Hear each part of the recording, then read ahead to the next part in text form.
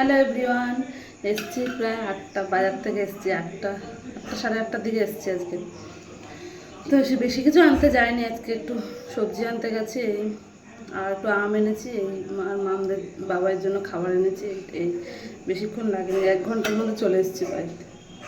তখন রাতে রান্না করবো। আজকে ভাত নেই, তরকারি আছে কিন্তু ভাত নেই। দুপুরে কম রান্না করা হয়ে গেছে, তো তার জন্য আবার বাবাই বলছিল লুচি খাবে। আমি বললাম কালকে খাওয়া, বলছে না আজকেই খাবে।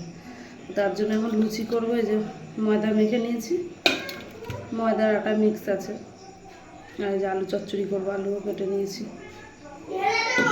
আলু চচ্চড়ি আর লুচি রাত্রেবেলাই খাওয়া হবে আজকে। আর আম আছে, অনেকদিন পর একটু আম খাবো। ভালো আম পাওয়াই যায় না বাজারে গেলে এখন। তো চলো, সবাইকে জানাই গুড নাইট। সবাই ভালো থেকো, সুস্থ থেকো। তোমরা কি খাবার খাচ্ছ রাত্রে, তো অবশ্যই কমেন্ট করে জানিও। তো চলো, টাটা।